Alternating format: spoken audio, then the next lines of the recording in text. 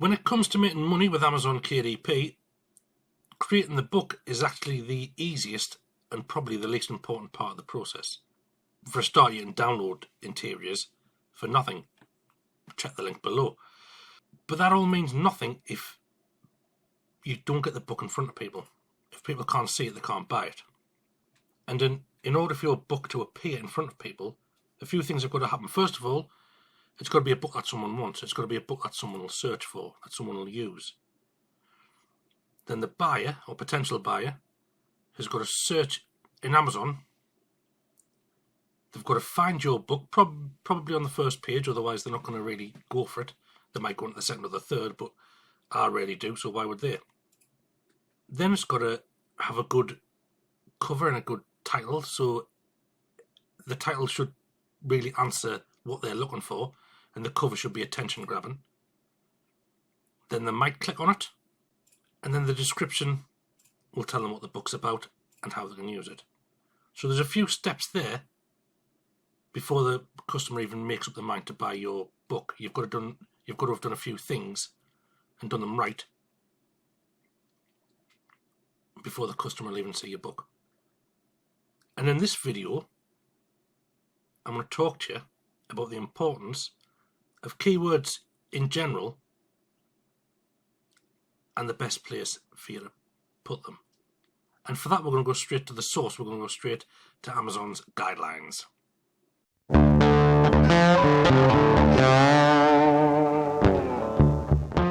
So when you go to upload a book to KDP, this is the screen you get greeted by, and I'm sure you've all seen this hundreds of times before.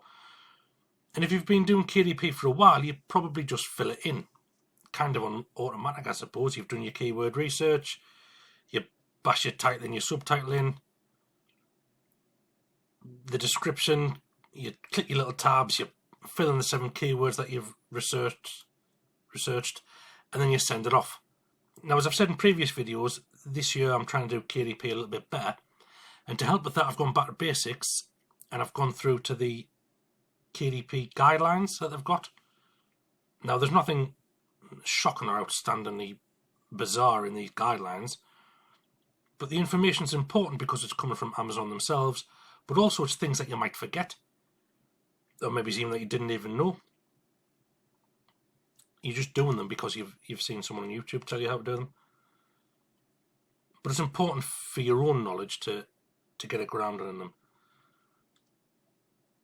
For example, did you know that your book title and your subtitle can only have 200 characters in them? Because I didn't until I read the guidelines. Also, did you know that your keywords are actually optional in the keyword boxes? You can publish a book without putting them in. Does that imply that they're not that important? Same with your subtitle, optional. Your book doesn't need it to be published. Another thing that you're not meant to do is repeat your keywords. And in fact, I use tangent templates to help with formatting my listings, and there's even a button on there that you can click and it removes any duplicate words from your title, subtitle, or the keyword box. And when you think about it, it makes sense, but it doesn't stop people from doing it, of course. But it makes sense. If you're putting the word notebook in your book title and your subtitle and your keywords, and you're just using it like 3 or 4 times, notebook for him, notebook for her, notebook for them, notebook for kids. First of all, it looks a bit spammy, and it might get flagged by KDP, and it won't get you banned or anything, but it'll stop the book from getting published for a bit. And at the very least, it's taking up valuable space because, as I said, the book title and the subtitle, you've got 200 characters. So what is the best practice when it comes to trying to use your keywords? Because if you've done your research correctly, you'll have a list of probably 20 potential keywords and key phrases that you want to get in, and there is a hierarchy of importance when it comes to where you should put them. And to answer the question of where you should put them most to increase your discoverability, we'll go to the Amazon guidelines. So this first area is the metadata guidelines for books. I'll link to this in the description. And the first thing that immediately strikes me, and it'll strike you as well, is that titles are the most frequently used search attribute. And that's unremarkable, really, because of course it is. But I spend a lot of time filling in those 7 keyword boxes, and I probably just throw my title together without really thinking about it. So if I've made an academic planner, I'll put academic planner in the title, of course. But are people searching for that? Or they're searching for academic planner? Or they're searching for student planner? Because I normally put that in my keywords, my keyword boxes. Or they're searching for planner August to August. So, and this is for me, information for me, but you'll find it useful as well, I hope.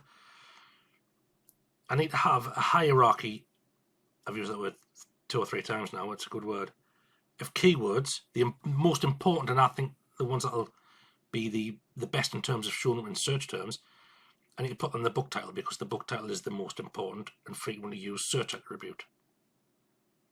There are other things that the title's got to be as well. It's got to be, of course, limited in character size. It's got to be clear.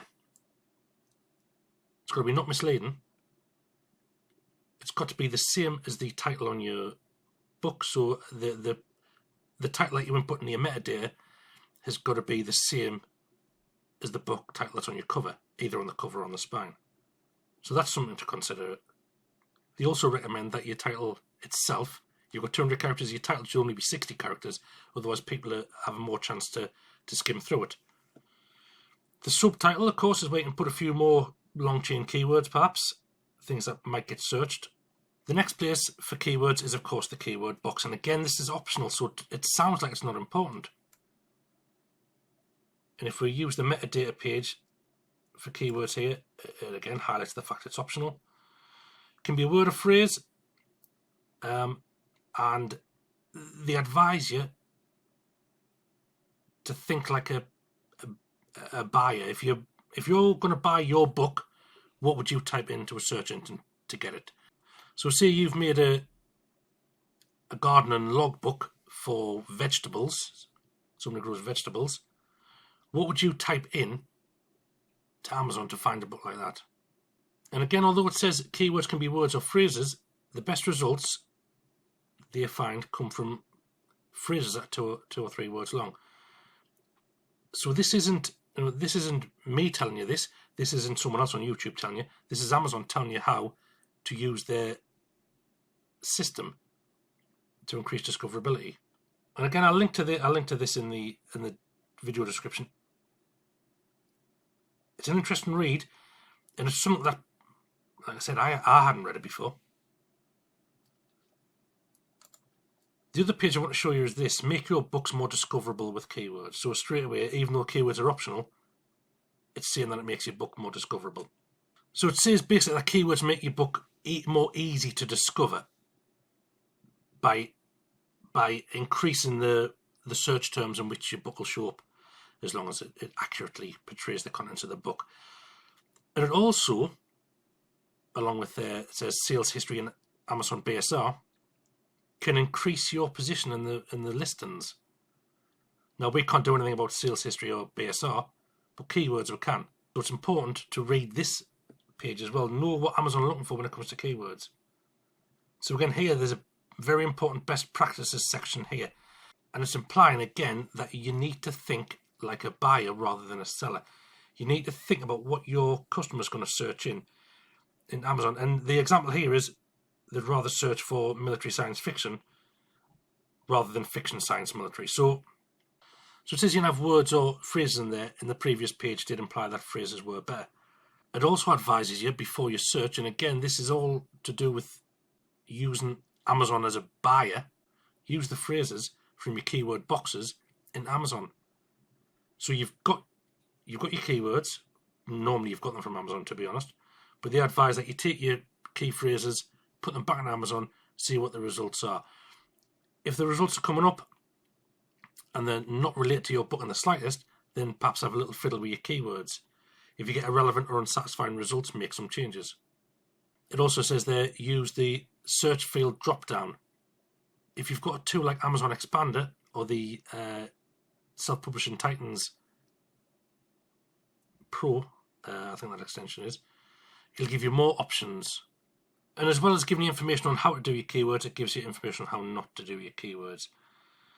And again, repetition here. Keywords to avoid information covered elsewhere in your book's metadata. It doesn't say whether that is because it limits your searchability by using up your word limit, repeating these keywords, for like putting keywords from your title into your keyword area. Is that using up valuable space that you could use for other keywords? And there is one caveat I want to add. This information is for not low content books, it's for fiction books or high content books, we'll say. So for example, the military science fiction example, put that in your keywords because that's not going to be in your title. But for our low content books, like when we're making planners, academic planner, that's going to be in the title. It's also the biggest keyword. So you're losing out by putting academic planner in the title and also in your keyword box.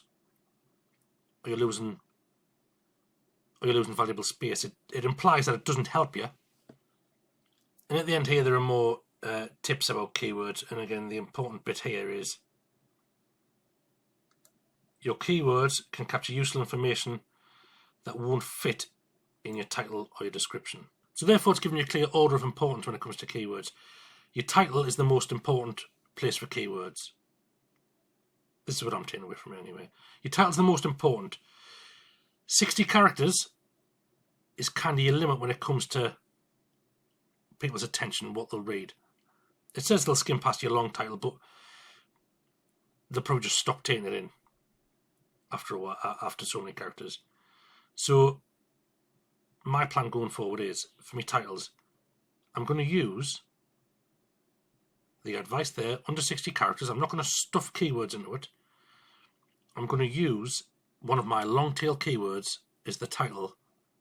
In the subtitle, then I'm going to be a bit more descriptive about it. I'm going to add information perhaps about the specific audience that I want to target. So I'm doing an academic planner. I'll say whether it's for teachers or students, what age they might be. Again, to use the academic planner example, I'll put in phrases like time management, scheduling, diary, to-do list. I'll work keyword phrases around that. I won't just stuff words into the subtitle and the title. And I've been guilty of that as well with my keyword boxes. I have just been banging in like men, women, he, her, shim, men, women, he, her, him, she. Just sticking in random words. But by the looks of things, it's better to use a small cluster of phrases, 2 or 3 words long. So rather than going for individual search words, I'm going to go for individual search phrases. And I'm going to have 7. I'm going to put 1 in each box. So that's it for today's video. Just a brief thought spew about keywords and the importance of titles, subtitles, and keywords. We all know they're important, but some are more important than others. So hopefully you've learned something from there. If not, at the very least, I've given you 2 links in the bottom which will direct you to these 2 pages. I've also got a link down there for the playlist of freebies, so grab them if you want them. So that's it for today's video. Thank you for watching, and I'll see you next time.